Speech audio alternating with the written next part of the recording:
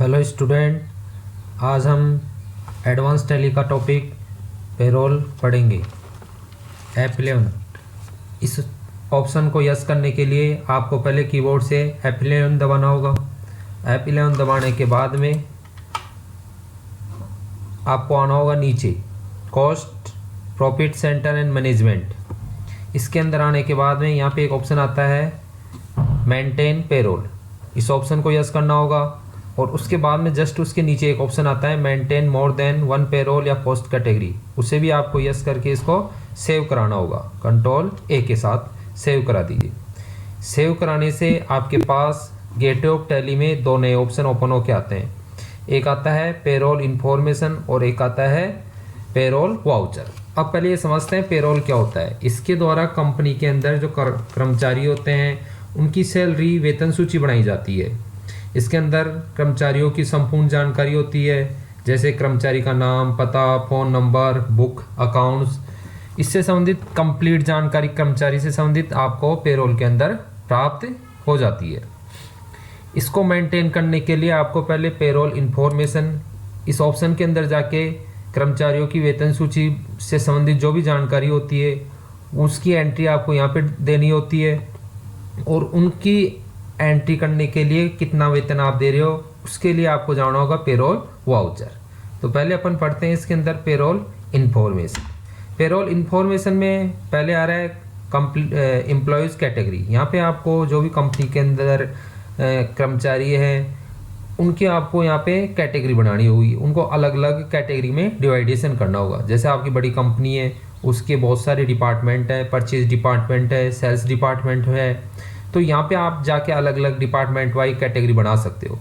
या आपके 2-3 ऑफिस है, एक दिल्ली के अंदर है, एक गुजरात के अंदर है, तो आप वैसे ही बना सकते हो कि दिल्ली के एम्प्लॉयज़ हो गए, ये गुजरात के एम्प्लॉयज़ हो गए। तो एम्प्लॉयज़ कैटेगरी के अंदर जाइए और यहाँ से क्रिएट के अंदर जाके आप कैटेगरी बना सकते हो। मैं आपको बनी हुई है पहले से वो दिखा देता हूँ। अल्टर के अंदर जाके अल्टर में जाएंगे, यहाँ पे 3 बनी हुई है। प्राइमरी कॉस्ट कैटेगरी पहले बनी हुई आती है, एक मैंने बना रखी है इसमें परचेज डिपार्टमेंट एम्प्लॉयज़, और इसको एंटर देते देते सेव करा दिया। ऐसे एक बना रखी है इसमें सेल्स डिपार्टमेंट। ऐसे आप बहुत सारी इसके अंदर कैटेगरी बना सकते हो। रेवेन्यू डिपार्टमेंट हो गया, ऐसे आप बहुत सारी कैटेगरी बना सकते हो।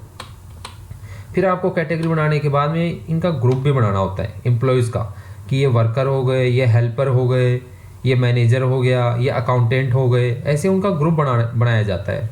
तो एम्प्लॉयज़ ग्रुप के अंदर जाके आपको यहाँ से ग्रुप बनाना होगा। ग्रुप पहले से बने हुए हैं वो मैं आपको दिखा देता हूँ।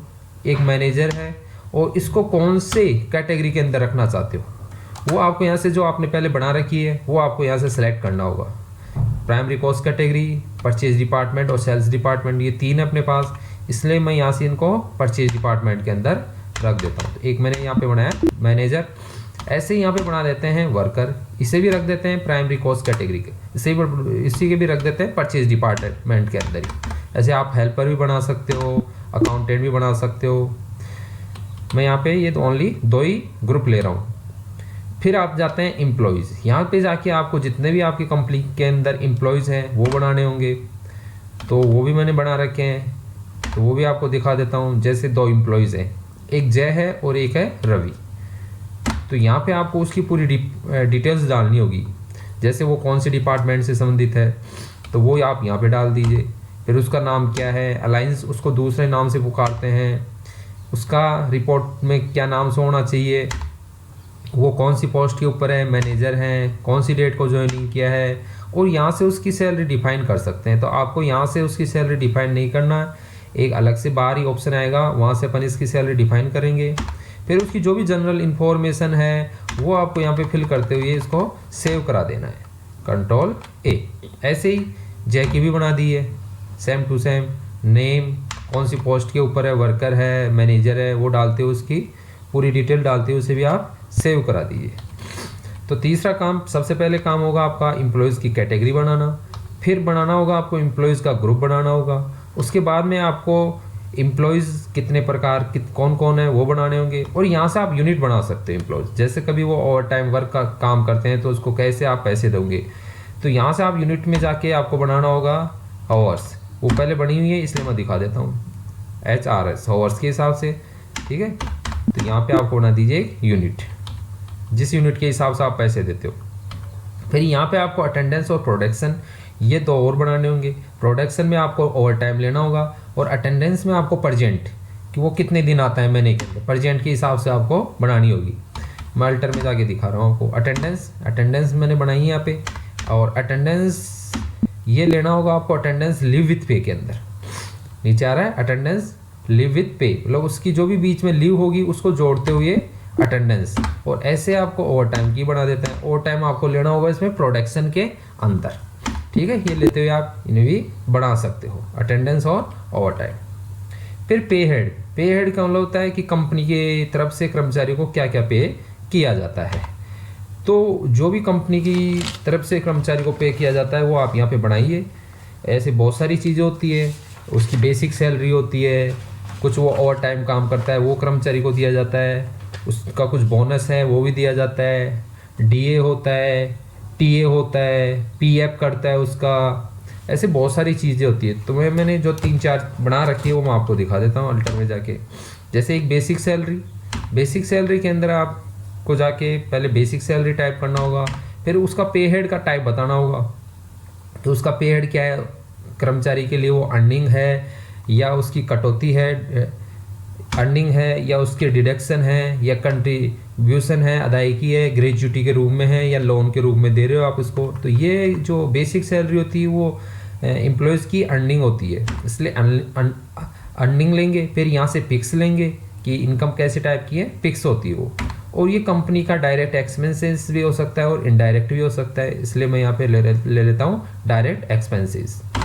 फिर ये नेट सैलरी पे इफेक्ट करेगी और ये डिस्प्ले कैसे होगी, बेसिक सैलरी के रूप में। पे स्लिप में बेसिक सैलरी लिखा आना चाहिए। आप इसे ग्रेजुटी के रूप में यूज़ में लेना चाहते हैं तो अभी आप इसको नो रखिए, ये 3-4 साल बाद में ग्रेजुटी के रूप में बाद में यूज़ में लेते हैं इसको। और कैलकुलेशन टाइप ये यहाँ से लेंगे। ये 3-4 प्रकार को क्या होते हैं कि इसकी जो बेसिक सैलरी होगी वो कैसे कैलकुलेट करेंगे। फ्लैट रेट फिक्स देते हो या अटेंडेंस के हिसाब से देते हो आप इसको, या जितना काम करता है प्रोडक्शन के हिसाब से देते हो, या आप कुछ भी डिफाइन कर सकते हो, या कंप्यूटेड वैल्यू। तो आपको इनमें से लेना होगा अटेंडेंस, क्योंकि नॉर्मल बेसिक सैलरी अटेंडेंस के हिसाब से दी जाती है। और जो अटेंडेंस का टाइप आप पहले बना के आ चुके हैं वो आपको यहाँ से चूज करना होगा अटेंडेंस। और अटेंडेंस का जो पीरियड होता है वो आप 15 दिन में देते हो, 7 दिन में देते हो बेसिक सैलरी। तो नॉर्मल ज़्यादा मंथली दी जाती है, इसलिए यहाँ से लेंगे मंथली। अब मंथ भी अलग अलग होते हैं, 31 दिन का मंथ है, 30 दिन का या 28 दिन का है। तो नॉर्मल ज़्यादा मंथ माना जाता है 30 डेज़ का, इसलिए यहाँ पे ले लेते हैं यूजर डिफाइंड और 30 डेज। तो एक पे हेड बनाया अपनी इसमें बेसिक सैलरी का। ऐसे बना लेते हैं बोनस के अंदर भी अर्निंग फॉर एम्प्लॉयज़ है, ये वेरिएबल है, चेंज होता रहता है, कभी देते हैं कभी कम ज़्यादा हो जाता है। ये इनडायरेक्ट एक्सपेंसेस है कंपनी का। ऐसे लेते हुए इसको बोनस होगा। और ये लेते हैं टाइप के अंदर flat rate, bonus normal flat rate के अंदर लिया जाता है। और यहाँ से मंथली दिया जाता है। ये जैसे आप देते हो बोनस वीकली देते हो, वीकली ले सकते हो, मंथली देते हो, मंथली ले सकते हो। और उसको एंटर कराते हैं, इसको सेव कर दीजिए। फिर आप यहाँ से ओवर टाइम भी, अगर वो एक्स्ट्रा वर्क करता है एम्प्लॉयज़ तो उसको कैसे देते हैं। तो ये भी अर्निंग होती है एम्प्लॉयज़ की, ये वेरिएबल होता है, इनडायरेक्ट एक्सपेंसेस होता है। और ये ओवर टाइम्स होगा पे स्लिप के अंदर। और ये होता है कैलकुलेशन टाइप के अंदर प्रोडक्शन के रूप में। आपको ये लेना होगा प्रोडक्शन। फ्लैट रेट आपने लिया था इस बोनस के अंदर, अटेंडेंस लिया था आपने बेसिक सैलरी के अंदर। और यहाँ से अपन लेंगे अब ऑन प्रोडक्शन। और ये ओवर टाइम जो आपने पहले अटेंडेंस और प्रोडक्शन बनाया था वो वाला यहाँ से आपको चूज़ करना है। और ये राउंडिंग मेथड होता है जो आपको रखना है नॉर्मल राउंडिंग ₹1 लिमिट तक। ऐसे एक और बना देता है पीएफ, प्रोविडेंट फंड, भविष्य निधि।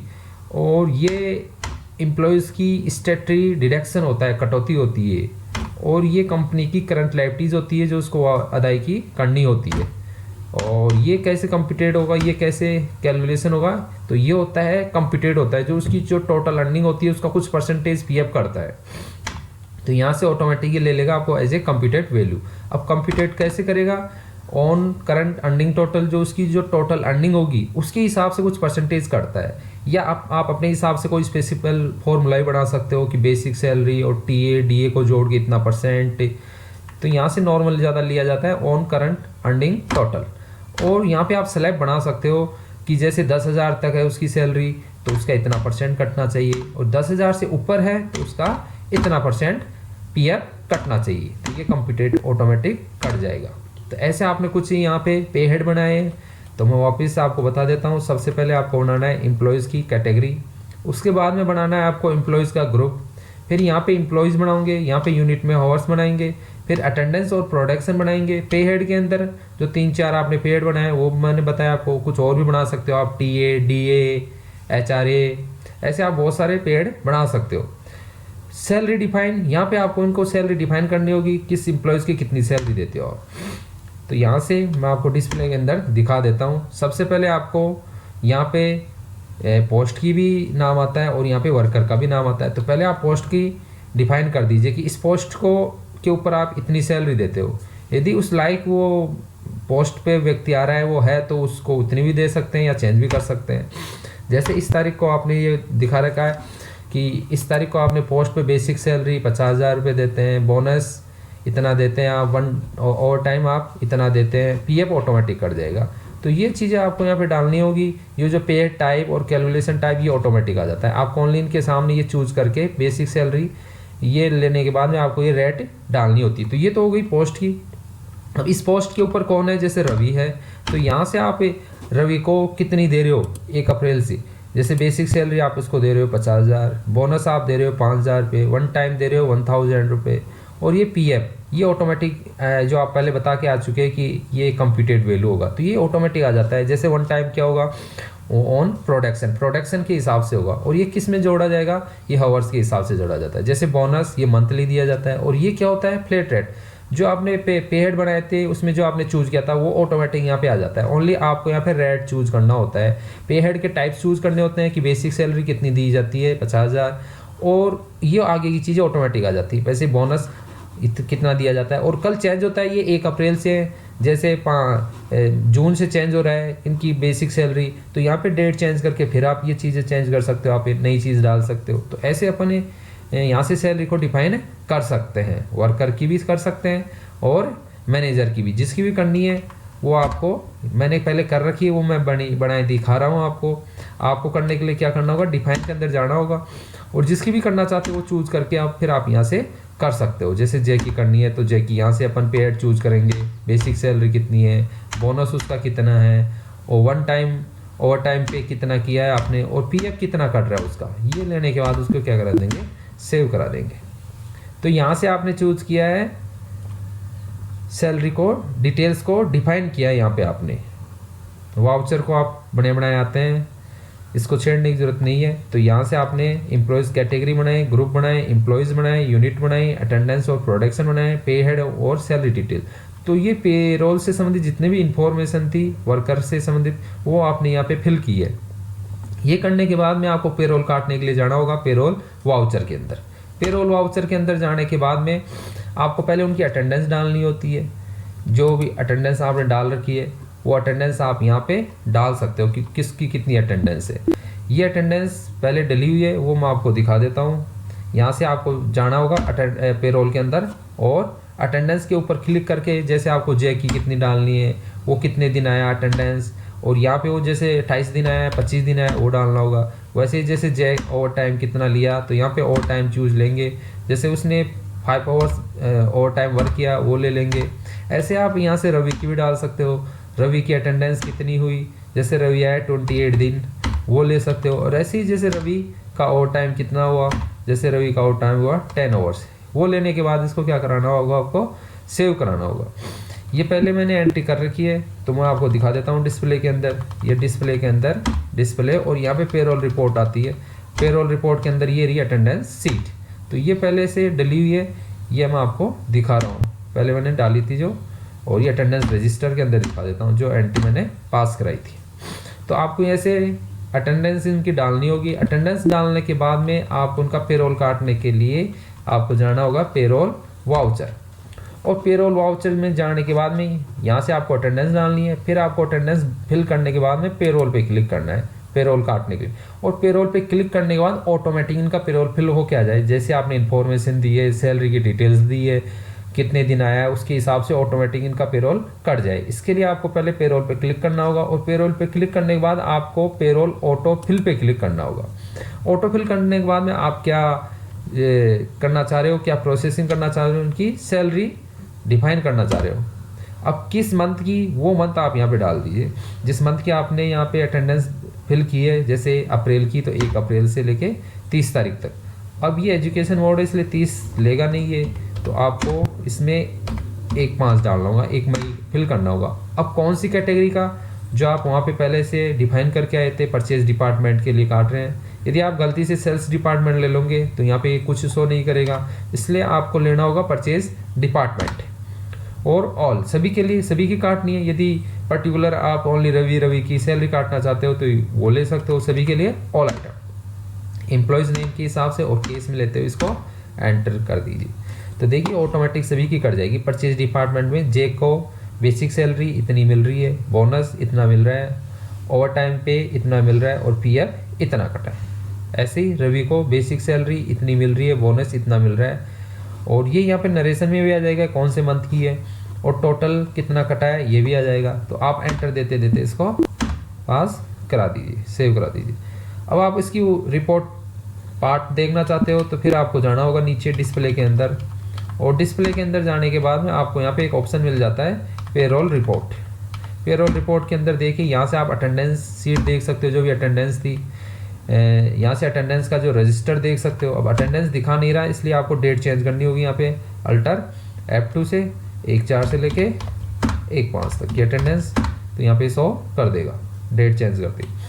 वैसे ही स्टेटमेंट ऑफ पेरोल के अंदर जाके आप बहुत सारी इंफॉर्मेशन प्राप्त कर सकते हो। पे स्लिप के अंदर जो वर्कर को स्लिप दी जाती है उसकी जो पेमेंट की वो यहाँ पे मिल जाएगी। सिंगल पे स्लिप मल्टी में एक साथ मिल जाती है, सिंगल में जाइए और जैसे आपको रवि की देखनी है तो एंटर देते आपको यहाँ पे 100 हो जाएगी कि ग्रोस सैलरी कितनी थी उसकी और बोनस कितना था और वो कितने दिन आया, उसके हिसाब से कट के आपको यहाँ पे अमाउंट दिखा देगा।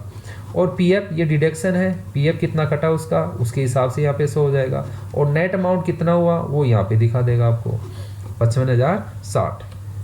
ऐसे आप जैकी भी देख सकते हो, जैकी भी यहाँ पे आपको कंप्लीट 100 हो जाएगी। तो ये हो गया आपकी पे स्लिप। पे स्लिप के बाद पे शीट के अंदर भी आप देख सकते हो कौन सी डिपार्टमेंट, परचेज डिपार्टमेंट, तो यहाँ पे आपको दिखा देगा जे और रवि की। ऐसे आप पेरोल स्टेटमेंट देख सकते हो। बेसिक सैलरी देखनी है आपको ओनली, जैसे रवि की बेसिक सैलरी देखनी है तो वो दिखा देगा आपको। तो ये रिपोर्ट पार्ट होता है। जैसे ये पेरोल रजिस्टर के अंदर जो आपने एंट्री पास कराई थी पेरोल की वो शो होगी यहाँ पे, तो उनको वापस शो देखने के लिए इनका यूज में लिया जाता है। एम्प्लॉयज़ की प्रोफाइल देखनी है आपको, परचेज डिपार्टमेंट के अंदर आपको देखनी है, जे की प्रोफाइल देखनी है, तो उसकी कंप्लीट जो भी आपने इन्फॉर्मेशन दी थी वो यहाँ पे आपको मिल जाएगी पेरोल इन्फॉर्मेशन के अंदर। और हेड काउंट, यहाँ पे आप कितने एम्प्लॉयज़ है कंपनी के अंदर, ओपनिंग बैलेंस कितना था, न्यू ज्वाइनिंग कितनी हुई, रिजाइन कितने ने दिया, क्लोजिंग बैलेंस कितना है वो शो कर देता है। ये एम्प्लॉयज़ को पे हेड ब्रेकअप, मतलब पे हेड को ब्रेकअप करके दिखाएगा ये। जैसे आपको ओनली बोनस देखना है तो वो दिखा देगा आपको, और ये एम्प्लॉयज़ के हिसाब से दिखा देता है। जैसे जे का देखना है आपको तो वो दिखा देगा आपको। तो ये रिपोर्ट पार्ट होता है। तो इस प्रकार अपना पेरोल का टॉपिक कंप्लीट होता है। इसमें आपको बताया गया है एक तो पेरोल की इन्फॉर्मेशन डालना, पेरोल इन्फॉर्मेशन में ये पूरी इन्फॉर्मेशन डालनी होती है। उसके बाद में पेरोल वाउचर के अंदर जाने के बाद में आपको पहले अटेंडेंस डालनी होती है। अटेंडेंस डालने के बाद में आपको पेरोल पे क्लिक करना होगा, और पेरोल पे क्लिक करने के बाद यहाँ से क्लिक करेंगे पेरोल ऑटो फिल के ऊपर, और यहाँ से चूज़ करते हुए इसको पास कराएंगे तो ऑटोमेटिक सभी का पेरोल कट जाता है। तो ये एक पेरोल को काटने की पूरी प्रोसेसिंग होती है। इसी के साथ आज का वीडियो कंप्लीट करते हैं। Thank you.